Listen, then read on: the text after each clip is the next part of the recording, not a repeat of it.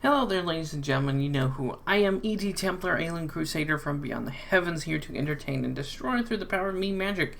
So let's just jump right into this. And of course, there are people who are challenging the legitimacy of this and what I'm about to read.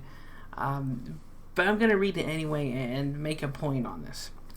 We need to develop a digital certificate that shows who has received all the vaccinations. Only those with all the required vaccinations may travel, visit churches, participate in sports and music events, get a job, etc. Of course, if you're a Christian believing person, you've already found something that's rattled your nerves. Well, not rattled your nerves, but probably triggered you and pissed you off. And it's this section that says visit churches. And, you know, last time I checked the Holy Bible, I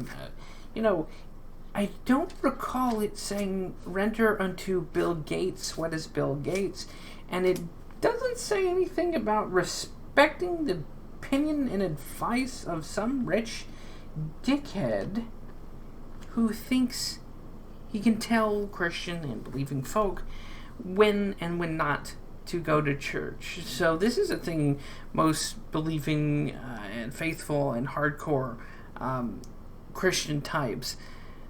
There is one authority, which is God, and there's nothing above that, and there's nothing standing in between the believer and that. Regardless of its intimidation of death, torture, imprisonment, tax, there's nothing that stands in the way of the true believer and their God. There's just nothing. And for Bill Gates and other political powers that be to think they can dictate to Christians and believing folks when they can and cannot go to church or temple or what have you is just funny, because at the end of the day, and this is going to be extremely childish and immature, but you have no authority above God.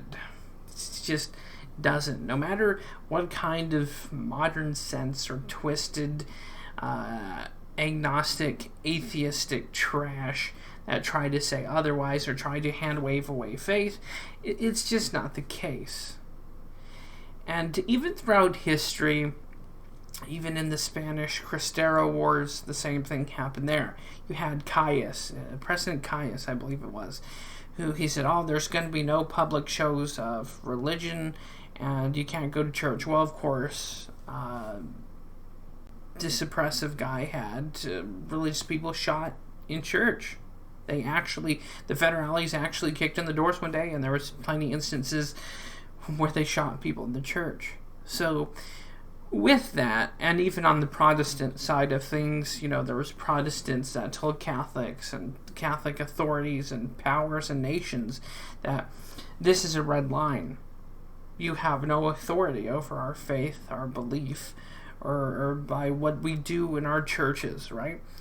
So it's just interesting how these people think that they can dictate to believing religious people, even Christians, right? That we have authority. No, you don't, champ.